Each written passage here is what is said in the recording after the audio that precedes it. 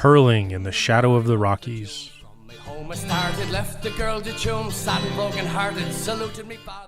The podcast engaging community through intimate stories of the individual, fostering their culture through hurling in the West. This is Jason Brown. Thank you for listening and welcome. In this follow-up to episode 2, we'll listen as our own Donncha was able to catch up with Naoise Waldron in Dublin in December of 2018. So what brought you to Missoula first of all, Naoise? Well, I applied for the Fulbright scholarship in 2012 or 13 or so because I was just finishing a primary school qualification. I didn't want to be a primary school teacher, so I wanted to try and avoid that for as long as I could, and was just Googling jobs in Irish, and the Fulbright scholarship came up as one after about 2 weeks of Googling, and I said I'll apply for it.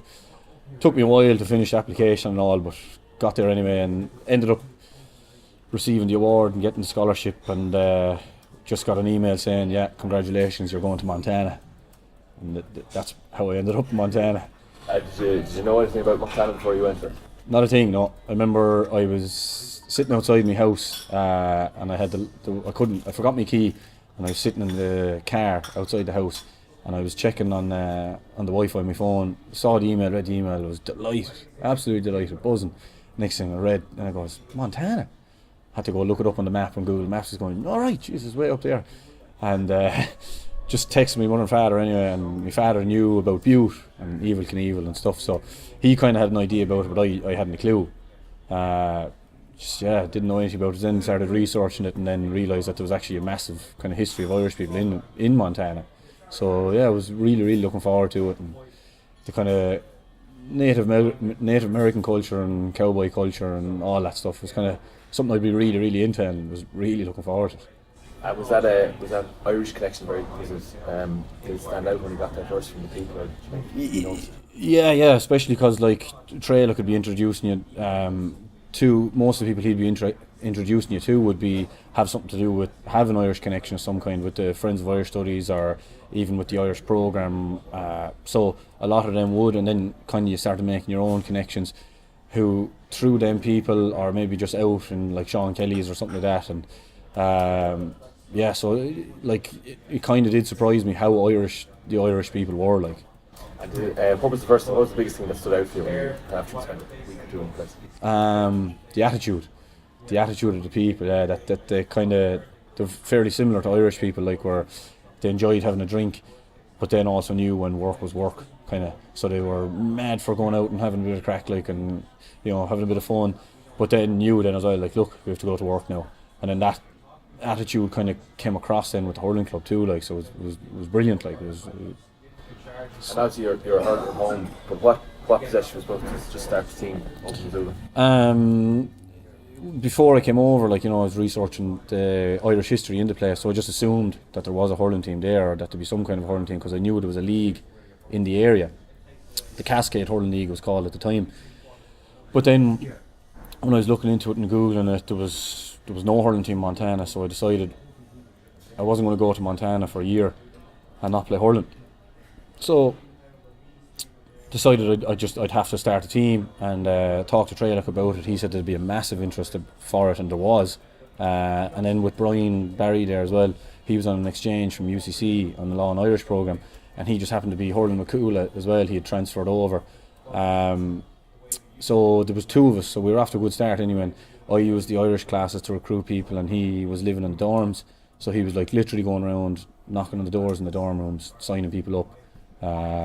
And then we got official recognition. We had to have at least, I think it was 20 signatures saying that they wanted to play, and we went up with about 35, I think we had.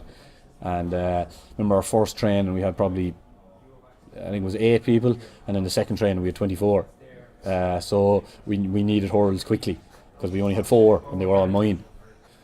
And how did you go about getting hurls and getting equipment for it? Luckily, just one day we were doing like a puck around on the oval, broke a hurl, the first puck around on the oval, so we were down to 3, and then Turbo, so Terry McEnany, Turbo saw us pucking around, kind of came over and asked what we were doing, and I was explaining it to him, so he decided he'd give us money to buy 10 Cool Tech hurls. The Cool Tech ones were the ones that weren't made from ash, so they wouldn't break as easily. So we got 10 of them, so we were off again to a good start, and then other people then were asking how would you buy their own ones. So then we had about 4 or 5 people straight away were serious about it, so they bought their own ones, and then they'd buy maybe 2 or 3 and give out their Cool Tech. So some of the lads bought Ash ones and a Cool Tech, so they'd give their Cool Tech to somebody for training, and then they'd use their Ash ones. So then we were able to use it. Now we were short on helmets for a long time, but the NCGA and the NACB actually helped us out a bit. We paid $100, and then they backed up the rest of it for hurls and helmets. So they actually helped us. I think it was 6 hurls, 6 helmets and 6 litters for $100, and then they kind of paid the rest of the bill. So that was a massive help actually, because other than that I brought over 3 helmets, and that was it. Like, so I used to be trained away, and a lot of us would be trained away with no helmets, and you'd be getting. So I used to just play hand passing games usually, because it would be less dangerous, but you'd still get the odd black eye and belt in the ear or something like. And in terms of, what was the goal you set at the very start of that team? At the start it was just to play, just to have a team, that you'd have a team and that you'd be playing, and kind of the people would enjoy playing hurling. But then after about 6 weeks we played our first kind of tournament, and I could tell that like people were getting better fairly quickly. So we had about 4 people that were able to consistently hit the ball over the bar. There was like myself, Brian, and then 2 Americans that were able to like consistently hit the ball over the bar, like Caleb and Kevin. So we went to that tournament, and the goal was basically everybody could solo run, everybody could hand pass, everyone could control the ball, and everyone could block.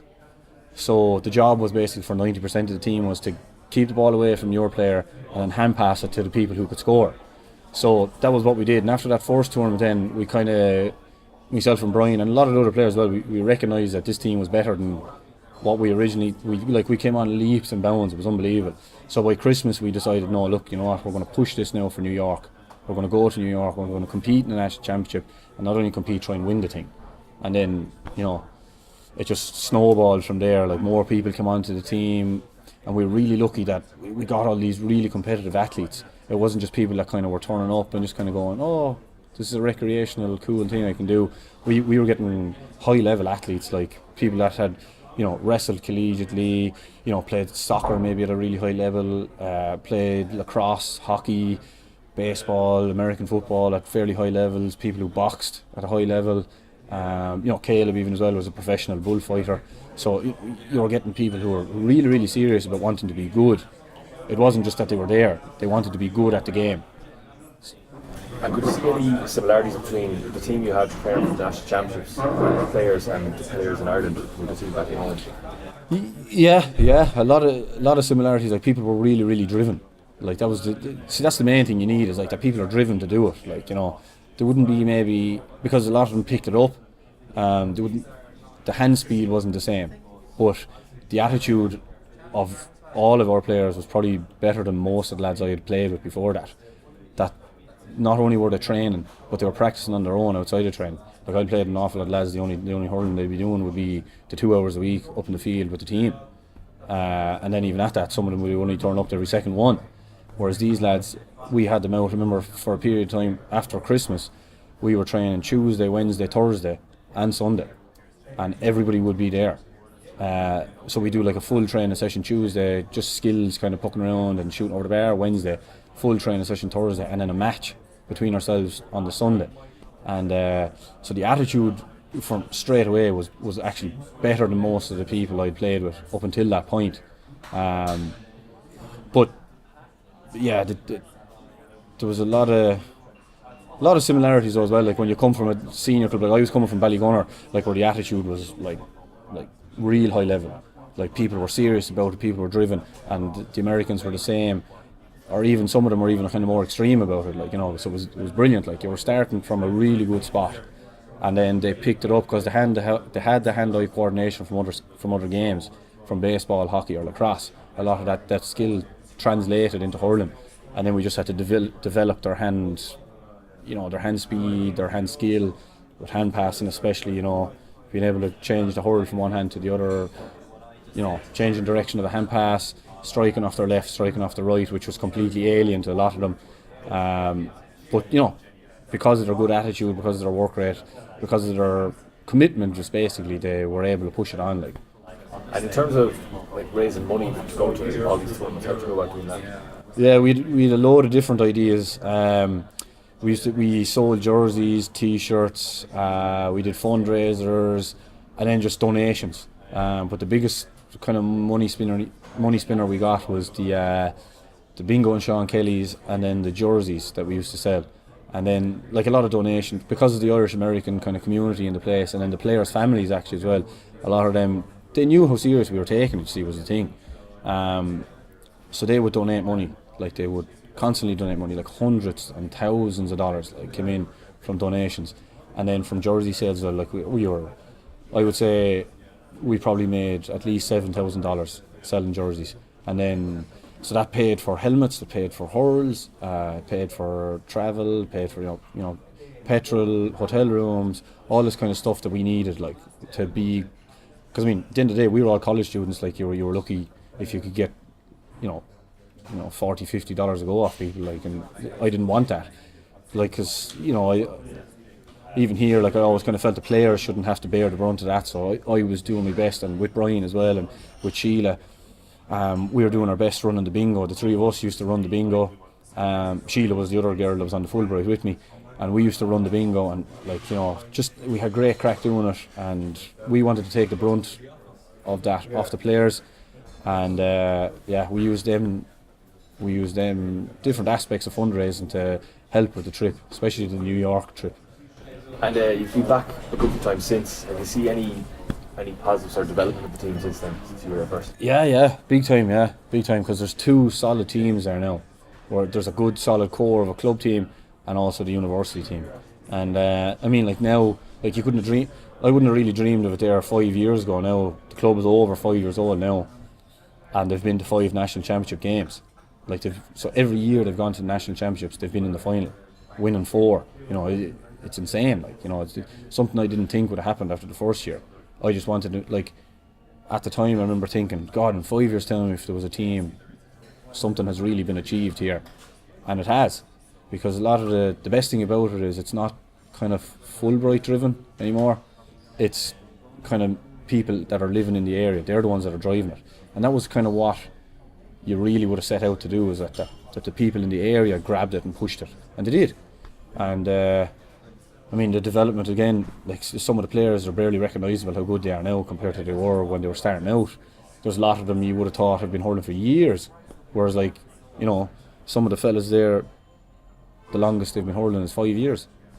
So I mean, it's actually, to be honest, it's unbelievable. Like, and it's a credit really to the people that are there, like that they take it so serious, that they're practicing all the time, that they're always pushing it, they're always driving it, they're always trying to recruit, and it's a proper club kind of mentality and environment, and it's kind of what you would have wanted, but only could have really dreamed that it would have happened. Like, so I mean, 5 years time, hopefully it's still there again, or maybe there'll be a few extra teams, like, ideally.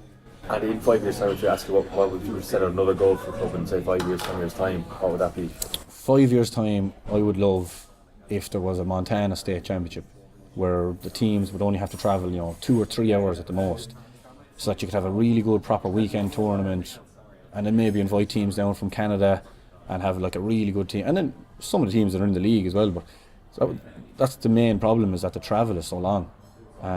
If you could get, so now there's a team starting in Butte, if that could get solid now and a core base there, and then maybe one more, so that you'd have the Grizzlies, you'd have the Mars, you'd have the Wolf Tones, and then maybe one other club somewhere, an Anaconda or Great Falls or somewhere, so that those teams can come around and have a Montana State Championship, some kind of a league there, and then maybe even gather together and make it into a travelling team, like a Montana kind of county team, and travel and compete at the national club championships. Like that would be the ultimate goal, really, and then build from there and see what would happen. Like, really, like, ideally you'd love to have it at the level of what New York is, or San Francisco, where you have these underage kind of academy teams coming up, and then they travel to Ireland and compete in the summers. Like, that'd be the dream, really. And so, like, in 5 years, when hurling has been there solidly for 10 years, that you have kids playing, and then also 4 or 5 good teams that you can have a state championship, which would be absolutely brilliant. That would be the dream.